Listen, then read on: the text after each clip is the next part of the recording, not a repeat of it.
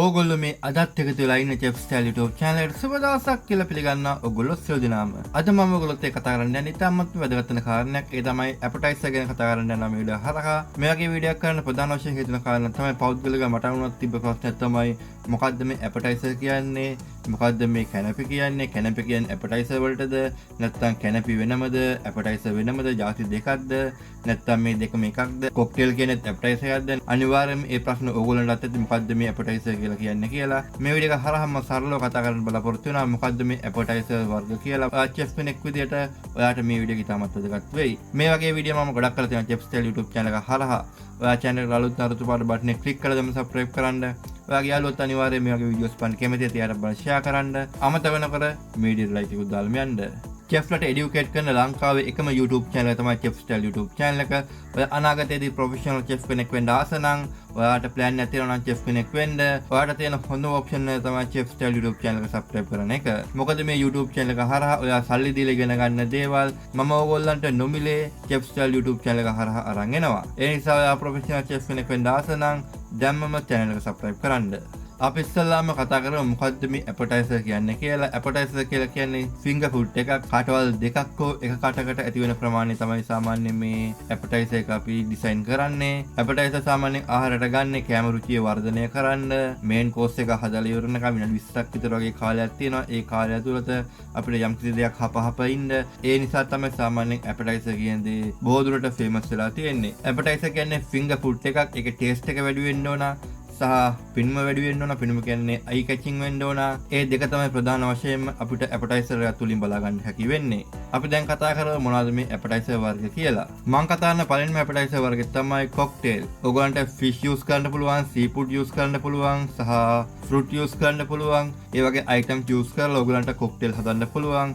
මේ වීඩියෝ එක අන්තිමට මම ඔයගොල්ලන්ට දාලා තියන්නම්, ෆොටෝස් කීපයක් දාලා තියන්නම්. ඔයගොල්ලන්ට food trial එකකට වගේ යනවා නම් දෙන්න පුළුවන්, පහසුවෙන් දෙන්න පුළුවන් appetizer වර්ග කීපයක් එක ෆොටෝස් මම අන්තිමට දාලා තියෙනවා නම් එක්ක වීඩියෝ එක ඉවරනකම් අනිවාර්යෙන් බලන්න. කොක්ටේල් ඕගොල්ලන්ට කලර් මැච් කරලා අයි කැච් විදිහට ලස්සනට දෙන්න පුළුවන් කොක්ටේල් කියන මේ appetizer එක.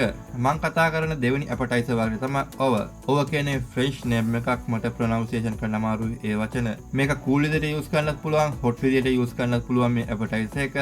over කියලා කියන්නේ අපි යම් කිසි බැටර් එකක් use කරලා හදන දේවල් වලට තමයි මේ over කියලා කියන්නේ. ඒක ඕගොල්ලන්ට chicken දෙන්න පුළුවන්, seafood දෙන්න පුළුවන්, fish දෙන්න පුළුවන්, beef වගේ දෙයක් උනත් දෙන්න පුළුවන්. මේ appetizer වර්ගය ඉතාමත්ම simple විදිහට දෙන්න පුළුවන් නම් ගොඩක් වටිනවා.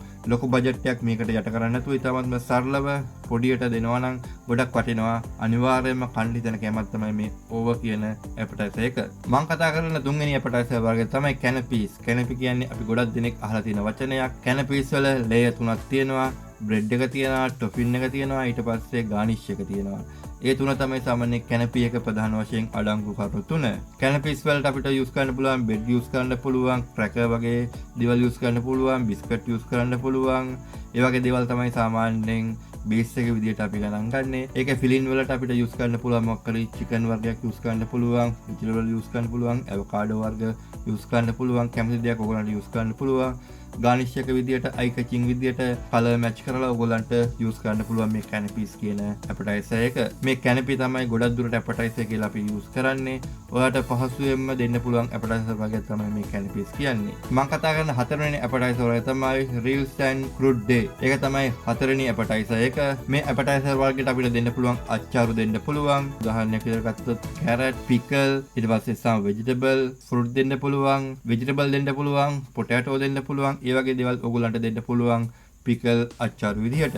මම කතා කරන ඊළඟ appetizer වර්ගය තමයි salad. salad උත් appetizer විදිහට තමයි සාමාන්‍යයෙන් ගණන් ගන්නේ. salad වර්ග දෙකක් තියෙනවා. plain salad සහ compound salad. plain salad විදිහට ගණන් ගන්න පුළුවන් lettuce salad, tomato salad, cucumber salad, beetroot salad.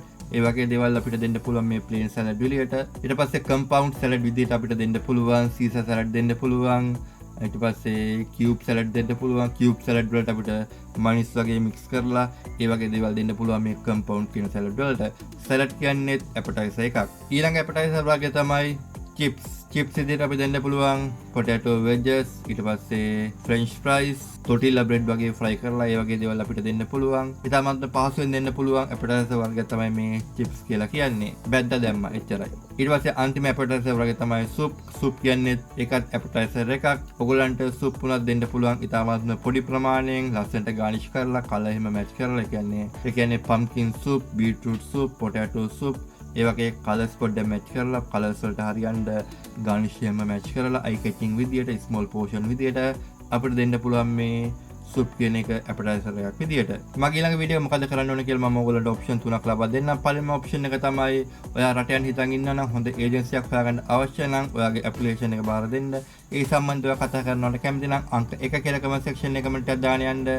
දෙවෙනි ඔප්ෂන් එක විදිහට ඔයා chef කෙනෙක් විදිහට අලුත YouTube channel එක පටන් ගන්නවා නම් ඒ පටන් ගන්නේ කොහොමද කියලා දැනගන්න කැමති නම් අංක 2 කියලා comment section එකේ comment එකක් දාන්න යන්න. තුන්වෙනි ඔප්ෂන් එක විදිහට ඔයා pastry එක food trial එකකට යනවා නම් ඔයා මොන වගේ මෙනුද දෙන්න ඕන කියලා දැනගන්න කැමති නම් අංක 3 කියලා comment section එකේ comment එකක් දාන්න යන්න පුළුවන්. මේ වීඩියෝ එක හරහා මම ඉතාමත් සරලව කෙටියෙන් කතා කරුවා මොකද්ද මේ appetizer කියන්නේ කියලා. මේ වීඩියෝ එක හරහා ඔයා යම් කිසි දෙයක් ඉගෙන ගත්තා නම් පල්ලෙහා තියෙන comment section එකේ comment එකක් දාන්න යන්න මොනවද අලුතින් ඉගෙන ගත්තේ කියලා. මේ වගේ අලුත් වීඩියෝ එකකින් හමු වෙනකම් මම ගිලෙන්නම්. මම chef Milan.